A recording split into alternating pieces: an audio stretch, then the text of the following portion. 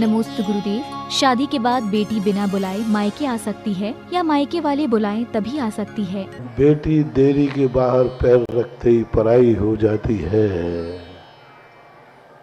उसको तो बुलाने का निमंत्रण तो चाहिए, क्योंकि गोत्र बदल चुका है, गोत्र में परिवर्तन हो चुका और अब उसका मन भी।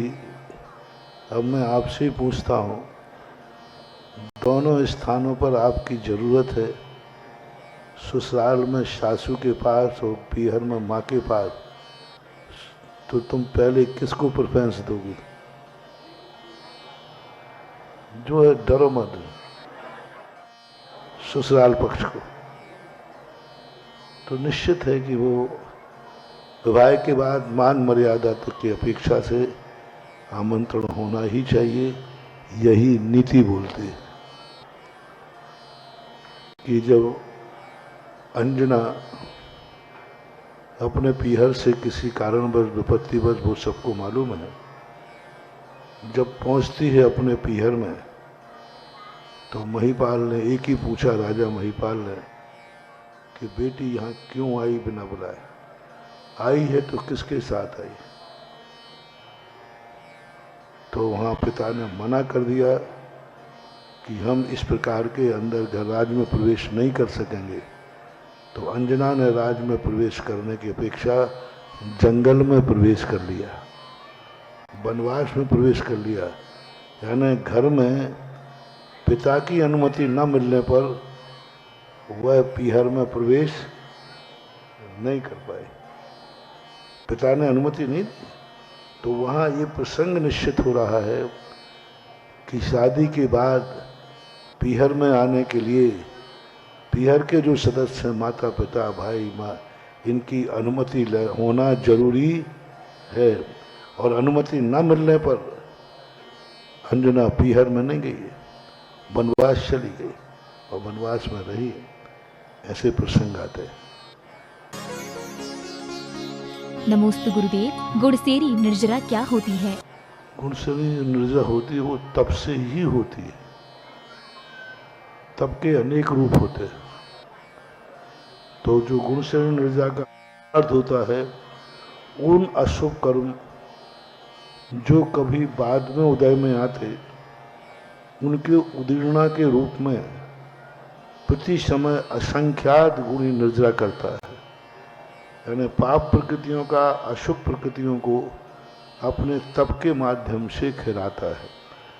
व्रत लेते ही तप चालू हो जाता है, क्योंकि तप की परिभाषा है इच्छा निरोधो तपः। तो जैसे वो व्रत लेता है, 2 प्रतिमा भी लेता है, तो उसने बहुत सारी इच्छाओं का निरोध कर दिया, बहुत सारी संकल्प हिंसा का त्याग कर दिया, परिग्रह का प्रमाण कर लिया। कितनी बड़ी इच्छा का निरोध कर दिया। सब 5 पापों में उसने प्रमाण कर लिया। तो जैसे ही प्रमाण करते हैं तो वहाँ से तप चालू हो जाते हैं। इससे निर्जरा जो होती है तप के द्वारा ही होती है, गुणकाल निर्जरा। पंडित जी साहब दौलत राम जी ने कहा है, निज काल पाय विधि झरना, तासो निज काज न शरना, तप करि जो कर्म खिपावे, सो ही शिव सुख दर्शावे। यानी असंख्यात गुणी निर्जरा मोक्ष मार्ग है। तप कर जो कर्म खिपावे, सो ही शिव सुख दर्शावे। तप करके जो कर्म छिपाता है, वही से मोक्ष मिलने वाला है। निज काल पाए विधि झरना, तासो निज काज न सरना। अपने आप जो कर्म उदय में आके हैं, स्थिति पाकर झड़ जाते हैं, उससे तुम्हारे कोई कार्य की सिद्धि होने वाली नहीं। जो निज काल पा करके कर्म झड़ते हैं, वे बंद मूलक होते हैं। निर्जरा को तो प्राप्त होते हैं, लेकिन नया बंद करके जाते हैं। और जो असंख्यात गुणी निर्जरा करते हैं तप के माध्यम से, वो बंद मूलक नहीं होते हैं। उदय में तो आएंगे, लेकिन तद्रूप बंद कराएं, ऐसा उनका स्वभाव नहीं होता है। नमोस्तु गुरुदेव। रहली, भोजपुर और कुंडलपुर में बने अतिशयकारी मंदिर क्या आचार्य मानतुंग के निर्देशन में बने थे? क्योंकि इन सभी मंदिरों में प्रतिमा जी के कमल के दोनों ओर सिंह का जोड़ा होता है। इसको सिंहासन बोलते हैं। तो सिंहासन का अर्थ होता है, तो वो सिंह की बनाने की परंपरा थी। उससे पूज्यवर मानतुंग आचार्य महाराज का कोई लेना देना नहीं है। और मानतुंग आचार्य महाराज पूज्यवर 7वीं शताब्दी में हुए, और 7वीं शताब्दी के अंदर जो उनके साथ कुछ हुआ ऐसी किंवदंती है, इतिहास और प्रमाण जैनागम में वो कहीं लिखा हुआ किसी पुराण कथा में नहीं मिला।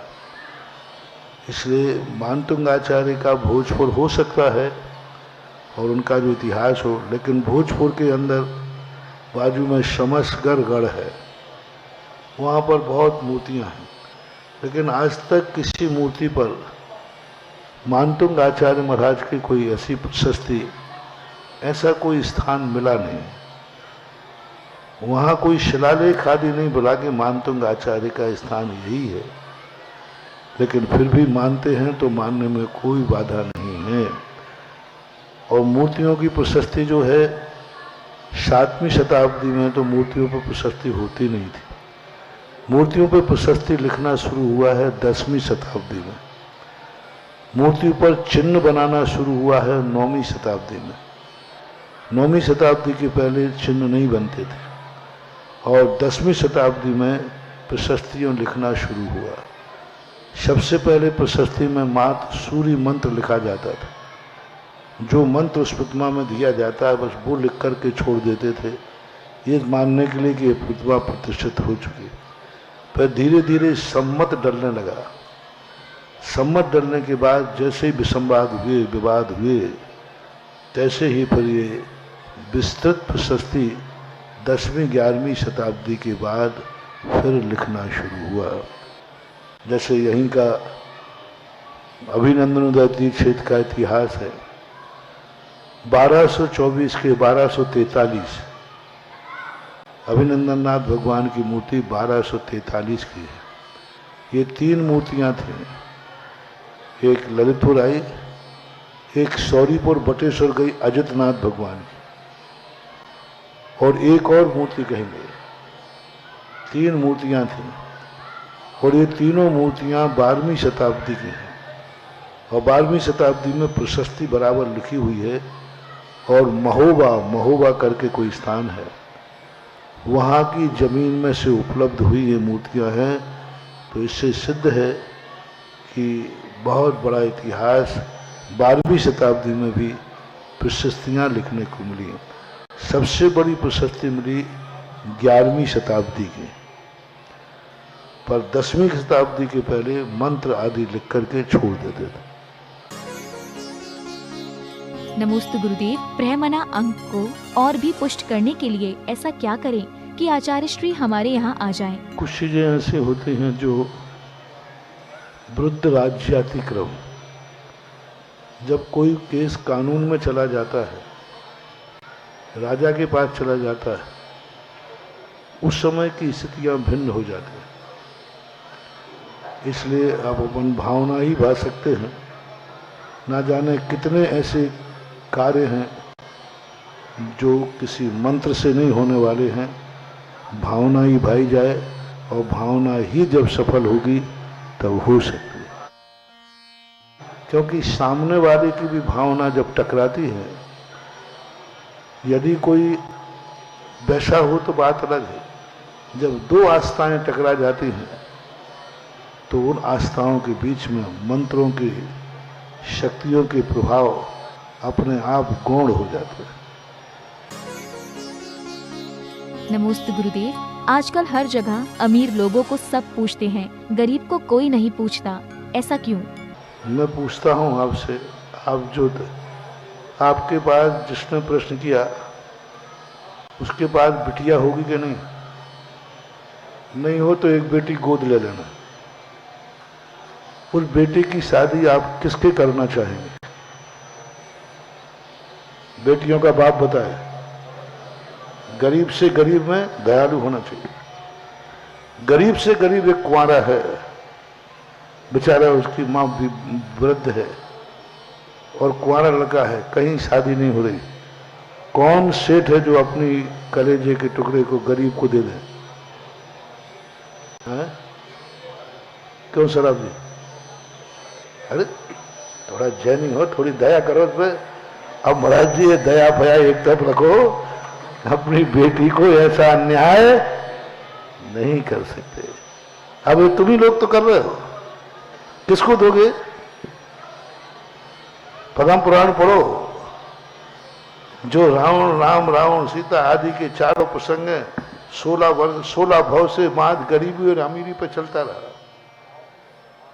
16 भव पहले इसी कारण से ये बैर शुरू हुआ था।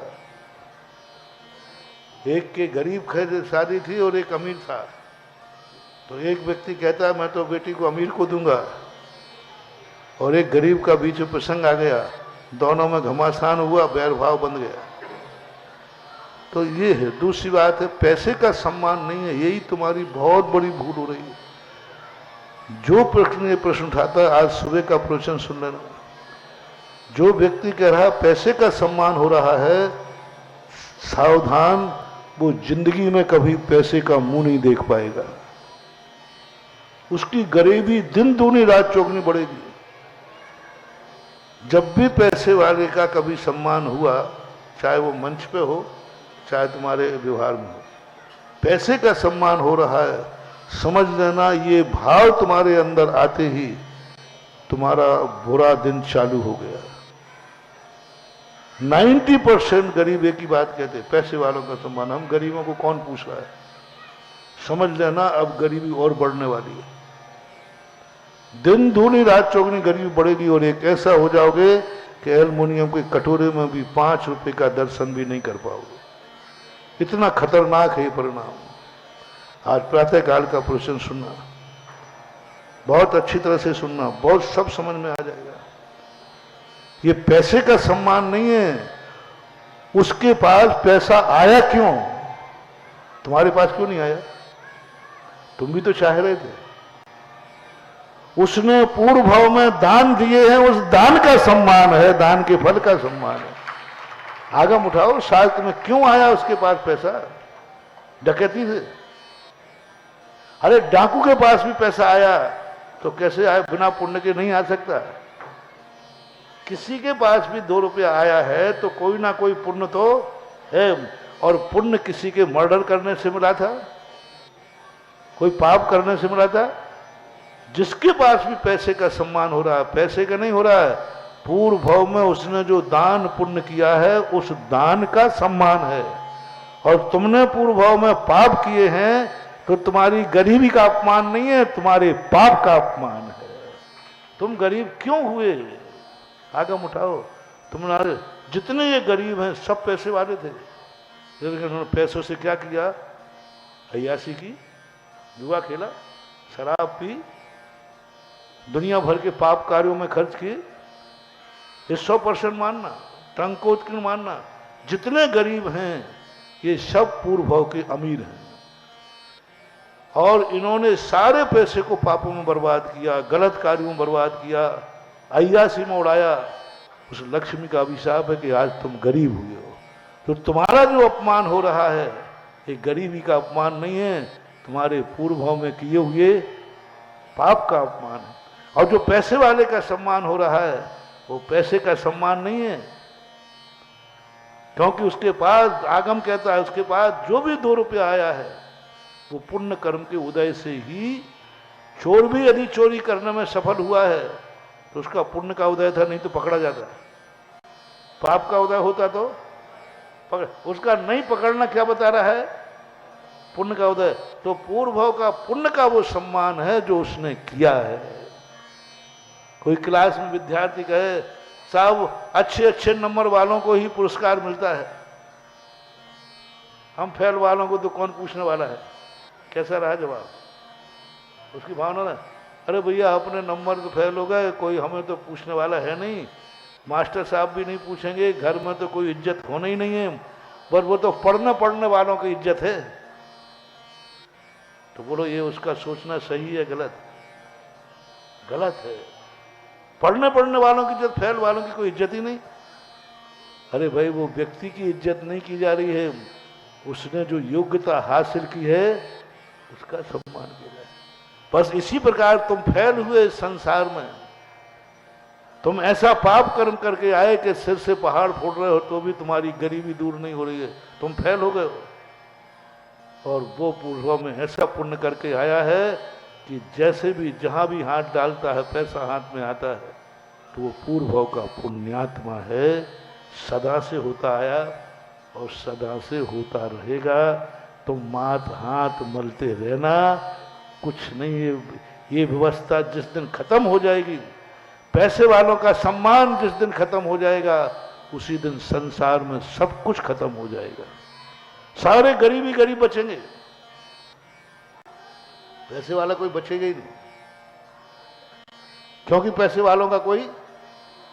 आज सुबह का प्रश्न बहुत बड़ी मार्मिक है, बल्कि मैंने आज सुबह कहा था, हर गरीब को जब वो पैसे का सम्मान हो, उसको जाके जय जिनेंद्र करना चाहिए। धन्य है तुमने पूर्व भाव में पुण्य किया तो आज पा रहे हो, और आज तुमने किया तो कल पाओगे। मैं तुम्हें जय जिनेंद्र करता हूं। ईर्षा और इस प्रकार का सोच, आप मैं बहुत डर जाता हूं जब कोई कहता पैसे वालों का सम्मान हो रहा है। मैं कहूं गया काम से, मेरे मन में तुरंत आया अब हो गया इसका बर्बाद शुरू, क्योंकि इसके काम में बहुत बुरा। और तुमने ये कह दिया ना, पैसे वालों का ही सम्मान होना चाहिए, पैसे वालों का ही सम्मान होना चाहिए, क्योंकि पूर्व में इसने पुण्य किया है और आज भी पुण्य कर रहा है। उसी दिन समझ लेना अब तुम्हारे अच्छे दिन आना शुरू हो जाएंगे, अच्छे आना शुरू हो जाएंगे, क्योंकि तुमने उसकी प्रशंसा की है जो तुम्हारे पास नहीं है। मोटिवेशन जो तुम्हारे पास नहीं है, वो जिसके पास है उसको देखकर तुम प्रसन्न हो जाओ, कल तुम्हारे पास भी वो चीज आ जाएगी। अमीरों को देखकर जलो मत, वो अमीर कैसे बना है एक कला सीखो, ये कला सीखो, कैसे बना वो अमीर। साथ पढ़ो, गुरु से पूछो अमीर कैसे बना जाता है, तो सारा देश एक दिन अमीर। अमीरों को देखकर अमीर बनने की कला सीखोगे, सब अमीर हो जाओगे, और अमीरों को देखकर जलोगे तो कल तुम और गरीब हो जाओगे। सुधा समाधान।